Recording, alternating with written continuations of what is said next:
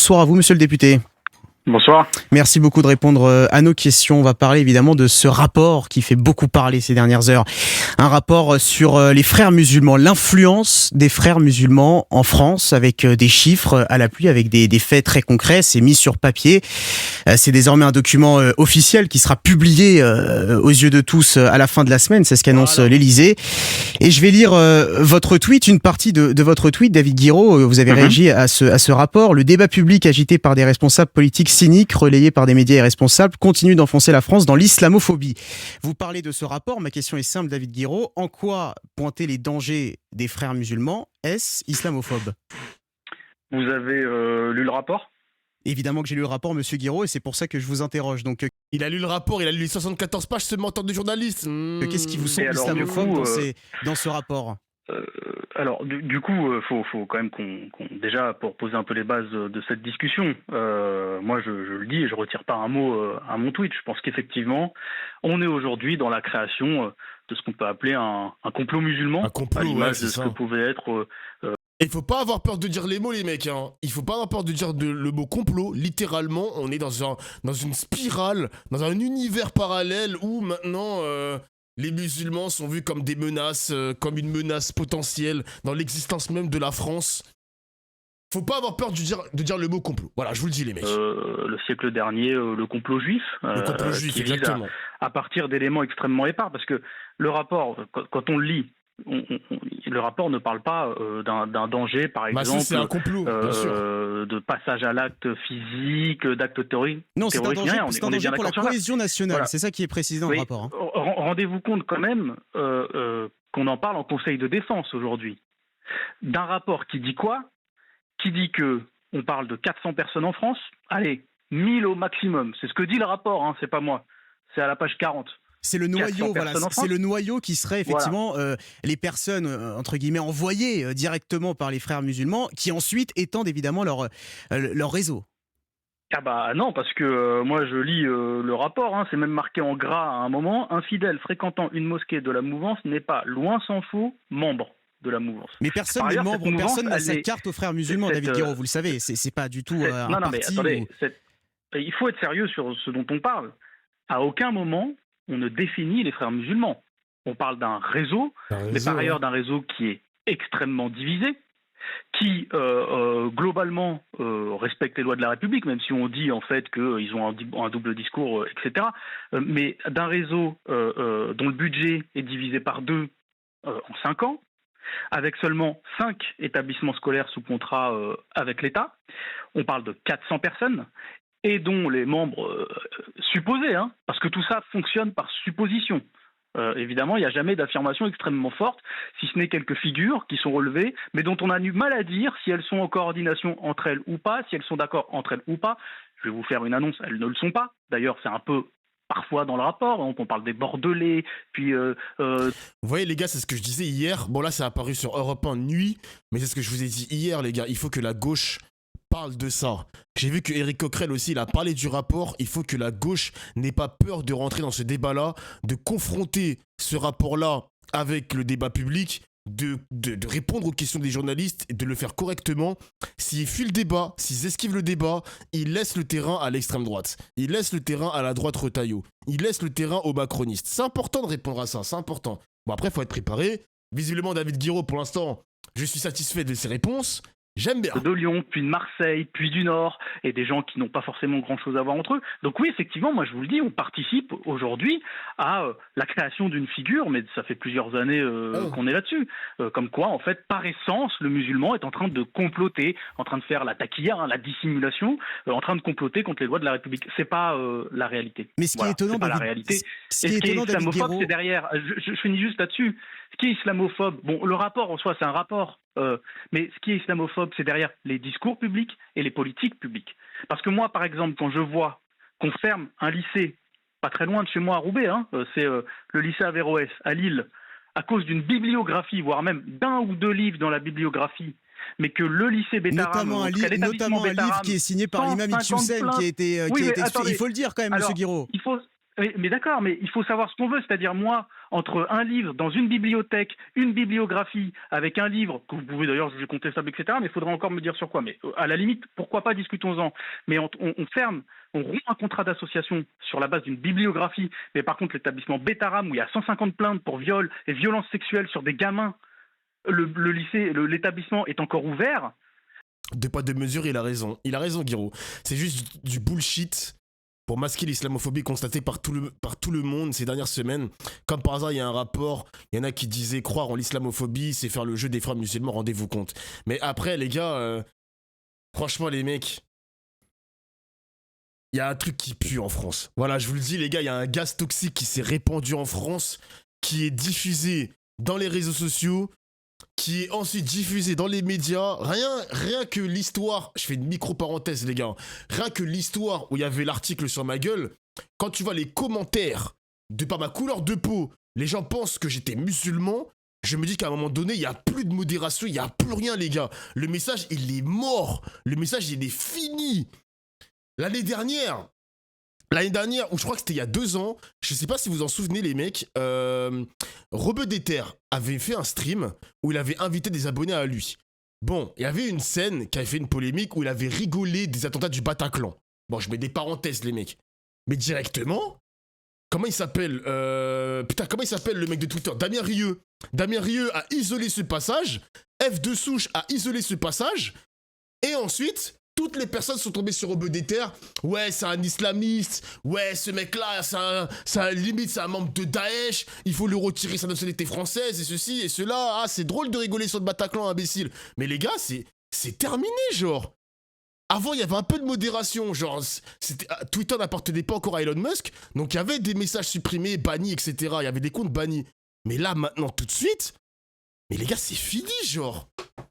Il y a trop de racistes sur Twitter. Il y a trop d'islamophobes sur Twitter. Il y a trop de xénophobes sur Twitter. Genre, c'est une dinguerie. Rebeu Déter, il est confus. Comment ça, il est confus? Attends, c'est quoi ce message de fou, là? Tu peux argumenter ou pas? Comment ça, il est confus? Dans quel sens? La confusion, il est juste musulman, exactement. Le mec, il est juste musulman, français. Je sais pas.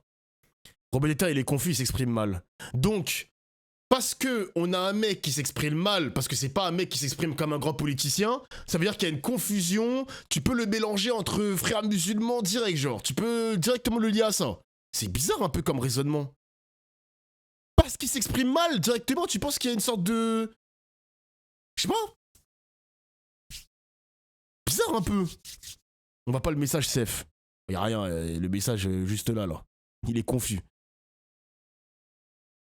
C'est ce que la droite fait, oui, Dof là. Putain, mais les raccourcis qu'il y en a qui font, hein, c'est triste à dire, hein. Mais chaque matin, franchement les gars, chaque matin je suis... désolé pour vous, je suis obligé de mettre une petite balle, hein, mes frères rebeux. Mais chaque matin, je me réveille, je me dis... Des fois, j'ai de la chance de pas être musulman. Quand je vois tout ce qui se passe... Tout ce qui se passe, et encore les mecs, hein, j'ai pas fini la parenthèse, hein, parce que c'est pas terminé ce stream les mecs, hein, c'est pas terminé, hein. Il s'est passé un truc de ouf avec Lena Situation, vous allez vous dire, mais on vit dans quel pays? Donc je vais continuer à mettre play, et vous allez voir. Non, parce que il s'est passé une dinguerie là. Mais oui, je suis désolé, mais en fait, il y a une différence de traitement entre les musulmans et les autres. Comment on peut nier ça quand on voit cette... Et ça, c'est une politique, effectivement. Ouais, mais, ouais, enfin, après eux, ce sera nous, Dofla MDR. Putain, laissez les noirs tranquilles. Les musulmans, vous avez toutes les caméras pointées sur vous. Nous, les noirs, on est tranquilles pour l'instant. Noir Cato, hein, Noir Cato. Foutez-nous la paix.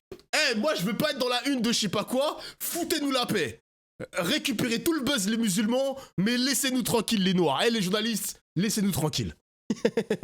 Islamophobe. Mais monsieur Guiraud, ce qui est très étonnant dans votre propos, c'est que vous parlez effectivement de complot musulman, vous l'avez dit à l'instant, vous le dites également dans votre tweet, pourtant à aucun moment ce sont les musulmans qui sont mis en cause. On parle des frères musulmans, on parle d'une idéologie rigoriste qui est en train d'infiltrer, qui est en train justement d'essayer de convaincre les jeunes musulmans de les rejoindre.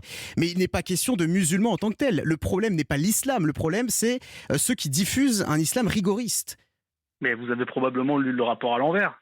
Parce qu'en fait, ce que dit le rapport, c'est que l'influence est très limitée, voire même qu'elle recule, que les financements reculent, que dans les pays d'origine, d'où viennent historiquement les frères musulmans, pareil, c'est globalement une éradication, mais ils sont très en difficulté. Donc où est la progression? Parce que vous voyez, on parle des musulmans.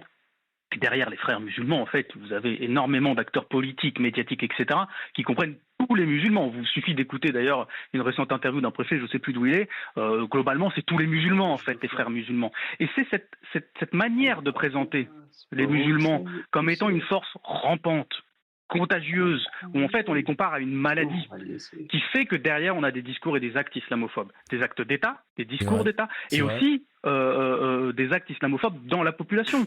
Enfin, je veux dire, il y a quand même un fidèle, il n'y a pas si longtemps, qui s'appelle Abou Bakar, qui s'est fait poignarder dans sa mosquée par quelqu'un. Parce qu'il est musulman. Donc si on est incapable de prendre nos responsabilités par rapport à ça, et de se dire que dans le traitement médiatique et dans le traitement politique de ce genre de rapport, il y a un petit problème, parce que typiquement, à aucun moment dans le rapport, il est parlé, par exemple, il est question d'une menace physique, mais qu'on le fait dans un conseil de défense, qui est censé être quelque chose qui est relatif, pardonnez-moi, à la politique de sécurité de défense nationale, mais imaginez les discussions dans un des lieux les plus importants pour notre défense nationale. On est là en train de dire, le président et le service de renseignement, de dire, bah oui, Hassani Hussein, il défend les droits des femmes en 2014, mais il y a un moment où à la mosquée de Rony-sous-Bois, il dit que l'homme ne doit pas laisser sa femme seule sortir du foyer. Mais vous voyez, c'est quoi la priorité du pays ? Alors, il y a quand même autre chose, David Guiraud, dans ce rapport, qui là, pour le coup, est très parlant. On parle de promotion du voile chez les jeunes filles, parfois dès 5-6 ans. Non, mais c'est pas très drôle parce que... Sûr. Non, mais monsieur Guiraud, c'est pas très drôle, vous savez, parce que... Non, c'est pas drôle du tout. Alors, je vous laisse répondre. Les gars, on a vu des scènes... Alors, moi, je connais pas... je ne sais pas, les mecs, c'est à partir de quand le voile? Je ne sais pas, c'est à partir de quand exactement. Essayez de me guider... Mais je ne sais pas si on a déjà vu des images en France, parce que je pense que l'extrême droite, ils sont à l'affût sur ça. Est-ce qu'on a vu des images en France de filles de moins de 10 ans voilées? Elles existent ces images ou pas, les mecs? Ah, c'est la puberté, le voile. Ok, merci les mecs, merci. Moi, j'ai l'impression que l'extrême droite, ils attendent. Ils attendent ce petit cliché. Le cliché. Oh, en France, la première fille de moins de 10 ans voilée. Attention, ils sont là. Ça arrive, les gars, ça va être diffusé dans la société. Ça représente 0,00001%. Faut aller voir le tweet de Damien Rieu pour savoir. Ah, c'est limite, faut s'abonner pour voir ça. Hein. Moi, je m'abonne pas à cette grosse merde, c'est mort. C'est mort. Moi, depuis quand les pubs durent 5 minutes? Eh les gars, si vous voulez pas de pub, n'hésitez pas à vous abonner à cette chaîne. Vous serez dispensé de pub pendant 30 jours. Et puis ça me soutient. Ça me soutient, les mecs. Et si vous avez pas d'argent, eh ben mangez les pubs. Alors, on en parle. Vous savez à quelle page on en parle? Moi, je l'ai sous les yeux. J'étais tellement sûr que vous alliez m'en parler que j'ai le rapport sous les yeux. Hein. On en parle à la page 50. On en parle uniquement à la page 50. Alors, il y a un petit encadré qui fait 1, 2, 3, 4, 5 lignes. D'accord? Donc, c'est suffisamment court pour que je vous le lise. Le phénomène de voilement des mineurs de parfois 5-6 ans n'est pas endémique, mais apparaît désormais bien présent sur le territoire national. Il apparaît soutenu par un puissant ressort wahhabo-salafiste. Alors, les wahhabo-salafistes, déjà, c'est pas les frères musulmans, hein, d'accord? C'est pas la même chose. Ah. Mais on va parler des frères musulmans, la mouvance frériste, sans en faire un marqueur doctrinal. D'accord? Donc c'est quelque chose que les frères musulmans ne défendent pas, ne s'opposent pas aux partisans de ce voilement. C'est-à-dire qu'en fait, on juge par la négative. Les frères musulmans ne défendent pas le voilement. N'empêche les amis, il y a un gars qui a quand même pris le temps de débunker les 74 rapports les 74 pages du rapport sur ChatGPT. Vous allez me dire, ouais, Dofla, ChatGPT, c'est pas une source fiable, etc. Mais tu peux avoir un élément de réponse, tu peux avoir un guide sur la fiabilité de ce rapport. C'est ça aussi le truc. 74 pages débunkées et il y a beaucoup d'éléments, il y a beaucoup de raccourcis qui ont été faits, beaucoup de politique aussi, les gars, parce que le but quand même de ce rapport, c'est de politiser la question des musulmans en France. Est-ce qu'on doit faire quelque chose contre eux? De quelle manière, quelle loi adopter, etc., etc. Il y a une dimension politique à ce rapport, les mecs, évidemment. D'ailleurs, je ne sais pas qui a commandé ce rapport. Qui l'a commandé? C'est quand même pas Retailleau qui a commandé ce rapport, parce qu'il n'était pas ministre de l'Intérieur à... Ça fait un mot... C'était Darmanin. Ok, c'était Darmanin, les mecs, voilà, ok. C'était Darmanin qui avait commandé ce rapport à l'époque. Putain, c'est ouf quand même. Merci Adnan pour les 15 mois de sub. Merci, mon gars. Merci. N'hésitez pas à donner de l'argent à ce criminel islamo-gauchiste, les frères musulmans. Putain, sale bâtard. Des fillettes, mais on va en parler. Et ensuite, ainsi, la position n'est pas uniforme dans les écoles de la mouvance. Pardon, il y a 5 lignes sur un rapport de 70 pages sur le voilement des fillettes. J'étais sûr que vous alliez m'en parler. Je suis désolé, mais là, vous n'êtes pas à la page. Ou alors vous n'avez pas lu. Voilà. Moi, des fois, je me demande si les journalistes, ils ont bien le temps de lire, parce que je sais que l'actualité bouge partout. Mais enfin, il y a 5 petites lignes dans un petit encadré tout timide. Et ça, dans le rapport, il y en a plein des moments comme ça où on aborde avec une grande légèreté les choses. En plus, sur ces 5 lignes, on dit que c'est pas les frères musulmans qui défendent ça. Donc, faut être sérieux en fait quand on fait ce travail-là. Je sais pas. Donc là, il a parlé de wahhabo salafistes pour les voiles des petites filles, etc. Donc hier, quand on avait écouté les mecs d'extrême droite, même Julien Audoul, ça disait que les frères musulmans voulaient voiler les petites filles. Et on t'explique que dans le rapport, ce n'est pas les frères musulmans, mais c'est des wahhabo salafistes. Ils ont tout mélangé. Vous voyez les gars ? C'est important d'avoir ce genre de discours à la télé ou à la radio, parce que tout est mélangé, les gars. Toutes les mouvances sont mélangées, et du coup, tu perds le fil. Littéralement, tu perds le fil du récit. En gros, les salafistes wahhabistes, wahhabites. Bref, il parle H24 du fait que c'est un grand péché la rébellion contre le gouverneur. Les frères musulmans, c'est leur stratégie. Eux, au contraire, c'est littéralement antinomique de mélanger les deux dauphlins. Mais heureusement que David Guiraud est là pour décortiquer tout ça. Hein. Mais bon, ce qui est malin avec les médias, les mecs, ce qui est malin, c'est que ça, on l'entend à 22h, 23h. On n'écoute pas ça à une heure de grande écoute. Comme par hasard, on écoute ça au moment où l'audience est très faible. Tu peux pas écouter ça entre 17h, 21h. C'est impossible. Ça passera dans des 22h minuit. Allez, pas à nous les médias. Les manipulateurs, pas à nous. Je sais pas si vous avez l'occasion souvent de discuter avec des fidèles musulmans qui sont parfois effectivement un peu plus âgés, qui ont vu parfois dans leur pays d'origine les frères musulmans s'infiltrer et diffuser cet islam rigoriste. Ils n'ont pas besoin de ce rapport pour se rendre compte que voiler les jeunes filles, c'est un projet dans plusieurs quartiers, que c'est quelque chose qui se diffuse. Ils n'ont pas eu besoin de ça. Et c'est vrai que finalement pour vous, c'est un point de détail. C'est quelque chose qui serait un petit peu, qu'il faudrait prendre par-dessus l'épaule. Attendez, j'emploie ce genre de formulation. Vous dites que c'est ce que vous voulez. Vous dites que c'est un phénomène marginal. Alors c'est décrit comme un phénomène marginal à 5-6 ans, évidemment. C'est quand même pas généralisé à 5-6 ans. Mais on voit que regardez que les jeunes filles, Mais notre discussion, elle prend un tour très intéressant, parce qu'on était sur la base d'un rapport. Vous m'interrogez sur le voilement des fillettes dans le rapport. Je vous réponds texto que le rapport lui-même dit que c'est extrêmement marginal et qu'en plus, c'est pas les frères musulmans. D'accord ? Et là, vous allez sur une discussion où vous me posez une question sur les discussions que vous avez. Alors moi, je ne sais pas avec qui vous parlez, mais sur la base, en fait. Là, on n'est plus sur un rapport, on n'est plus sur de la recherche scientifique, on n'est plus sur de l'investigation de terrain, on est sur des discussions que vous aurez eues avec des anciens des quartiers. Je ne suis pas sûr, pour ma part, que le groupe Bolloré ait énormément de discussions avec les musulmans. Monsieur, je vous remercie. J'ai pas besoin de mon actionnaire pour avoir des contacts et pour parler. Permettez-moi de soulever un petit doute quand même. Mais c'est pas grave. Ce que je veux dire, c'est que là, vous voyez, on a une discussion sur la base de vos impressions ou des discussions informelles que vous avez pu avoir avec des gens qui sont pas inintéressantes mais qui sont pas sérieuses pour un journaliste. Mais c'est vrai que c'est pas sérieux les gars, c'est des on-dit. T'es pas allé sur le terrain, t'es pas allé dans les quartiers pour justement poser la question là aux habitants, genre. C'est que des on-dit, des rumeurs d'extrême droite. T'as capté le bail? Ce que je suis en train de vous dire. C'est là où moi je vous critique, c'est que vous êtes journaliste, quoi. Donc soit vous avez le rapport, soit vous me parlez de faits établis. Monsieur, on parle du rapport depuis 10 minutes. Que vous avez croisé, je sais pas où. Monsieur, on parle du rapport depuis 10 minutes. Il est là, il a été présenté. Monsieur, je pose encore les questions que je choisis. Je m'énerve absolument pas. On est dans une discussion. On est dans une discussion qui est assez vive parce que vous aussi vous êtes assez vif, mais il n'y a aucun problème. Et c'est pour ça qu'on vous invite.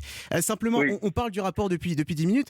Là, je dévie parce que c'est aussi la voix de beaucoup de musulmans qui se sentent aussi oubliés parce que justement, évidemment que ces problèmes qui sont pointés au cours d'un conseil de défense, bien sûr qu'on va en parler dans les médias parce que c'est un problème de cohésion nationale. Et il y a d'autres musulmans plus modérés qui eux aussi sont contents qu'on s'attaque à ce problème et qui ne voudraient pas finalement qu'on les prenne par-dessus l'épaule. Pardonnez-moi. Mais vous êtes de qui portez-vous la parole ? C'est qui ces beaucoup de musulmans? Est-ce que vous êtes en capacité de me les quantifier un petit peu? Donc vous êtes le porte-parole désigné, monsieur Guiraud. Ah non, non, moi je m'appuie sur un rapport, je réagis à un rapport. Je vous dis juste, vous me dites beaucoup de musulmans, ou les musulmans modérés. Comment vous définissez, vous, un musulman modéré? Moi je suis sûr qu'on n'aura pas, par exemple, la même définition d'un musulman modéré. Donc cette discussion est une discussion de comptoir, c'est-à-dire qu'on peut en parler au café, mais c'est pas une discussion à la hauteur d'un mandat de responsable public ou d'une profession de journaliste. Putain, il est fort, il est fort! Les gars, je l'ai reçu! Les gars, je l'ai reçu en interview, il est fort, putain, il est fort! Et moi, je vous le dis, on passe beaucoup de temps justement là-dessus, sur des discussions de comptoir que moi, je vous le dis, je l'assume. Je refuse de les avoir parce que le kilo moyen, le prix du kilo moyen de viande hachée, il est à 11,50 € là. Donc, vous voyez, donc si vous voulez me donner vos impressions, on prend un café, on en discute, on s'engueule s'il faut. Mais là, on parle d'impression.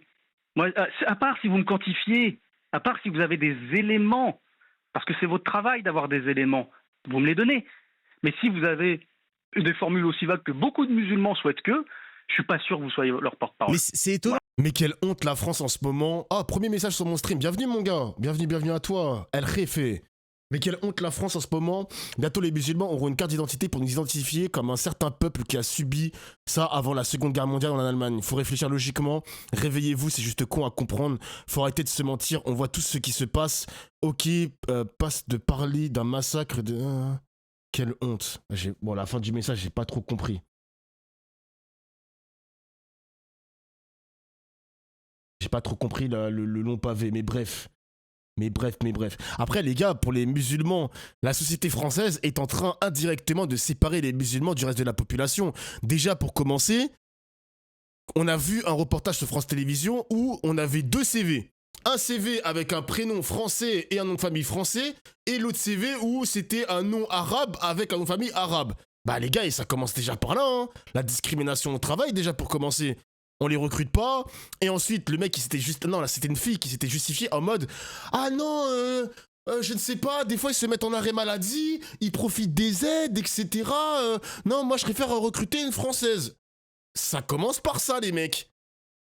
Ça commence par ça. C'est dangereux.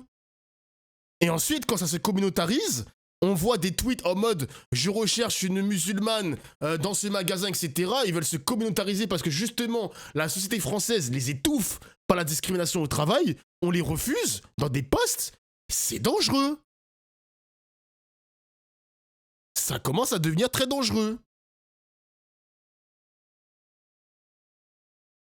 Je pense qu'on se pose pas les bonnes questions sur ce sujet. Comment ça? Bah, quoi? Le logement aussi. Bah le logement, ça peut arriver aussi, hein. Le logement, ça peut arriver, genre le propriétaire d'un bien, vive le capitalisme, hein. Le propriétaire d'un bien, il reçoit des garants, il reçoit le locataire, il voit que c'est Mamadou ou il voit que c'est Mouloud, il va se dire non, ça ira. Et peut-être que ce Mouloud, il a un CV en béton, fiche de paie 3000 €, il va se dire non. Nana, j'ai peut-être recruté une petite Charlotte, peut-être, on sait pas. Même sous CDI, les gars, ça commence par ça. Les gars, ça commence par là. Je sais pas ce qui se passe, mais ça pue. Il y a un truc qui pue en France, les mecs. C'est à la limite, ça va demander aux musulmans d'aller changer son prénom. Juste pour ces moments-là. Au lieu de m'appeler Mouloud, j'ai peut-être m'appeler Martin. Martin, t'as vu ta gueule? Pas à nous, Martin, montre-moi ta carte d'identité, Martin. Vous voyez ce que je veux dire? C'est triste, hein. On en est là, les mecs. On en est là, genre. Non, franchement. Et c'est pas terminé, les gars. Depuis tout à l'heure, je fais un teasing, mais c'est pas terminé parce que je vais vous montrer un truc tout à l'heure. Vous allez halluciner, frère. Non, quand même, parce que je suis en train de vous dire que beaucoup de musulmans souhaitent s'attaquer aux franges rigoristes. Moi, je ne prévois pas la parole d'un musulman. Non, mais monsieur Guiraud, non, mais bien sûr. Mais je vous dis que beaucoup de musulmans souhaitent s'attaquer aux franges les plus rigoristes parce que ça les dérange. Et vous semblez prendre le parti des franges rigoristes. Donc c'est assez déroutant. Absolument pas. Bah, c'est déroutant. Mais moi, je ne semble rien du tout. J'ai compris que ce soir, pour vous, tout était question d'impression ou de ressemblance. Absolument pas. Encore une fois, on a parlé d'un rapport qui a été présenté en Conseil de défense aujourd'hui. Moi, je me base sur Conseil de défense, hein. D'accord. Wow. Je vis dans une ville à Roubaix où les musulmans que je vois, que je rencontre, sont fatigués. Même les Moulouds qui louent un bien privilégient les Charlottes au Mohamed. Wesh, la phrase de fou. Mais vous savez, les gars, moi, je suis d'accord avec cette phrase. Même les Arabes peuvent ne même pas louer entre frères arabes. Après, ça dépend de quel arabe on parle. Les Arabes les plus droitards, ça existe en France. Bonjour à tous le stream. Putain, il casse les couilles. Jure, un nouveau sub. Putain, j'étais encore sur Discord. J'étais sur Discord. Je crois qu'on avait Scooby-Doo, les mecs.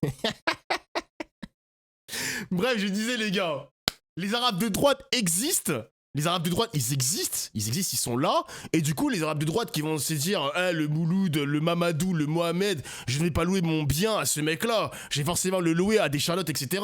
Mais ça, c'est des biais, les mecs.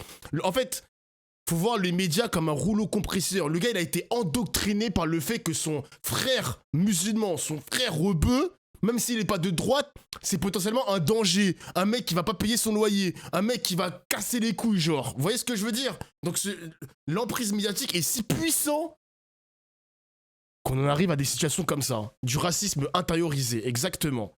Exactement. Moi, je trouve ça triste, les mecs. Moi, je trouve ça triste que même entre rebeux, ça se tire dessus et tout. Moi, je trouve ça triste aussi. Donc arrête de mettre la faute uniquement sur le racisme et l'islamophobie. Putain, faut que je te perds ma bonne, toi. J'ai lu ton message, mais je savais pas que t'étais un droitard. Ta merde de mon stream, ça y est, toi. Ça reste quand même du racisme et de l'islamophobie, hein. Genre, vous me faites croire que... Non mais attendez, le message de fou malade. Entre arabes, on peut pas être raciste. Mais il est fou, quoi, genre. Mais il est fou, quoi. Mais ça va pas la tête. Mais ce mec est fou. Mais j'hallucine, genre. Les bourgeois, ils font toujours passer la classe avant la race. Bah ouais, Eddie. Moi, je trouve ça triste. Les mecs. Je trouve ça triste. T'as aussi des personnes racisées qui ont du racisme intériorisé, c'est réel. Bah oui, c'est réel. Hein. Mais vous voyez, les gars, vous voyez ce concept-là, ce concept de racisme intériorisé, les droitards ne pensent même pas que ça existe. Ils croient pour eux que ça n'existe pas. Ils croient même pas que ça existe. Mais vous voulez discuter avec ces mecs-là? Comment voulez-vous discuter avec ces mecs-là? Ah, les gars, c'est impossible, frère. C'est impossible. Fatigué d'avoir des discussions qui tournent H24 autour de la construction de la figure du musulman en France comme étant la figure du problème, comme étant la figure de la maladie. Ouais. Comme, voilà. Entre blancs aussi. Mais oui, entre blancs aussi, il y a du racisme. De la discrimination plutôt. Parce que oui, le racisme, c'est un système. Donc c'est plus de la discrimination entre blancs. La dernière méta entre les blancs, c'est quoi? Un blanc qui s'habille en Lacoste ou un blanc qui dit voilà, vas-y, lui, c'est un mec bizarre, on va pas le calculer. Voilà. C'est la même chose aussi chez les blancs, les mecs. Sauf que là, on n'est pas sur du racisme, on est sur une autre définition. Voilà. C'est un truc de ouf. C'est la dernière trend qu'il y a en ce moment. Vas-y, frère. Ah, c'est ça, aujourd'hui, moi, les problèmes que j'ai. Mais si vous avez des éléments contradictoire. Si vous avez un débat, par exemple, avec un musulman à me faire avoir, mais aucun problème, on parlera. Mais je vous dis, à mon avis, à mon humble échelle, voilà, c'est pas du tout ce que j'entends. Et que quand il y a des discussions entre les musulmans, ce sont des discussions entre les musulmans. D'accord ? On n'est pas obligé de légiférer pour savoir quelle est, nous, notre appréciation de c'est quoi le musulman modéré, c'est lequel qui a raison. Parce que sinon, on rompt avec le principe de laïcité. Mais ça, c'est un choix. Voilà, c'est un choix. Si vous voulez rompre le principe de laïcité et dire l'État des... Putain, tu as raison, Eisenhower. Tu as raison. T'as juste à voir comment il est traité, Raphaël Arnaud. C'est vrai. C'est vrai. La question des blancs antiracistes qui sont très de gauche, ça pose problème chez les blancs, mais de l'autre côté, quoi. Les blancs de droite, quoi. C'est vrai. Et d'ailleurs, David Guiraud aussi, hein. David Guiraud qui est blanc comme Raphaël Arnaud. Il y avait un moment, c'est vraiment des gros signes des journalistes, comment j'ai trop la haine contre eux. Un jour, les mecs, on avait écouté, je crois que c'était il y a quelques mois, on avait écouté une interview de David Guiraud où le journaliste avait sous-entendu que David Guiraud s'était converti. On en est là, les mecs. On en est là. Je déteste ce métier maintenant. Je les déteste, putain. Ah, c'est grave. David Guiraud, il était gêné de la question, hein. Mais qu'est-ce que... Parce que j'ai une barbe, nanani, ça commence à dire que parce qu'il traîne dans les mosquées, ça va commencer à dire que je suis je suis dans l'islam. Pourquoi tu poses cette question? Qu'est-ce que ça peut te foutre? Genre, qu'est-ce que ça peut te foutre? Vraiment. On en est là en France. On en est là. Ça va commencer à demander aux blancs, Eh, t'es dans l'islam ou pas, toi? Genre, ça se passe comment dans les quartiers, dans le 9-3, sale fils de pute? C'est quoi ça? On est où là? Et même si le mec il est converti, c'est ton problème ça? C'est ton problème?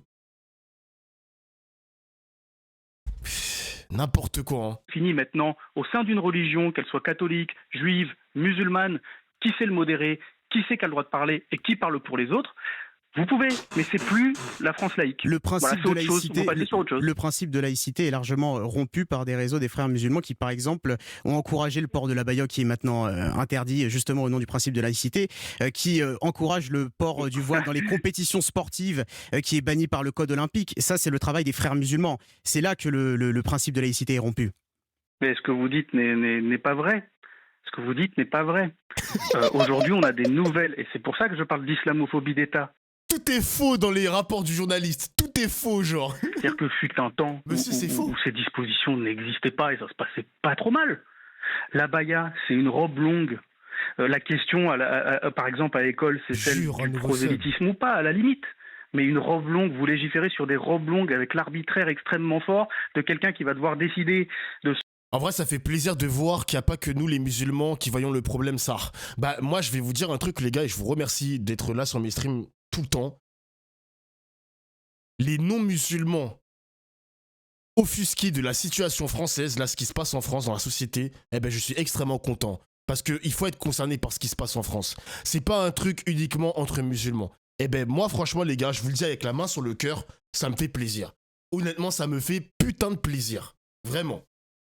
Vraiment. Parce que c'est là où on doit faire nation, c'est là où on doit faire société. De me dire que les musulmans doivent s'emparer uniquement de ces problèmes-là, non. Vous n'êtes pas seuls, les mecs. Je vous le dis, les mecs, vous n'êtes pas seuls. Vous n'êtes pas seuls. Putain, je suis pris par les émotions. Vous n'êtes pas seuls. Voilà. Il faut être soudés. La République, elle est indivisible. C'est important, les mecs. C'est important. Donc moi, quand je lis vos messages, je me dis, ça se trouve, derrière le message, il y a un blanc, il y a un noir, il y a peut-être même un juif, il y a peut-être même un chinois, asiatique, peu importe. Tant mieux. Tu vois, tant mieux. Tant mieux, les mecs. C'est ça, faire nation, les mecs. Faut pas tomber dans des pièges comme ça. On est tous des êtres humains. Ben oui, les gars. C'est ça, être humain, au final. Sauf là, tu doublerais bien Erwin de SNK, tu parles super bien.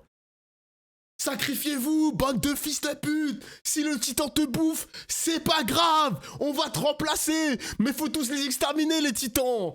Si tu meurs, c'est pas grave. Oui, bon.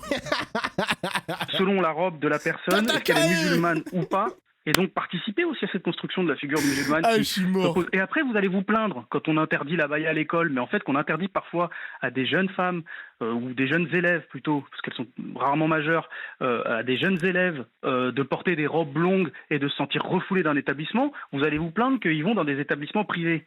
Et une fois qu'ils vont dans des établissements scolaires privés, on cartonne les contrats d'association entre l'État et l'établissement scolaire privé. Il y a un moment, il faut savoir ce que vous voulez. Merci beaucoup, David Guiraud. On vous a entendu. Je suis un petit mot juste pour un dernier mot. Très rapidement. Oui, c'est juste à propos. J'ai 3 policiers de ma circonscription, en tout cas de Roubaix, qui sont décédés récemment. Voilà, je voulais avoir un petit mot pour eux. Vous savez, c'était en mai 2023. Oui, Paul Manon et Steve, voilà, effectivement, on a parlé dans le journal. Pour eux, parce que j'ai été pris à l'Assemblée, mais voilà. C'est entendu. Merci David Guiraud. Merci beaucoup, député de la France Insoumise du Nord. Merci d'avoir été l'invité.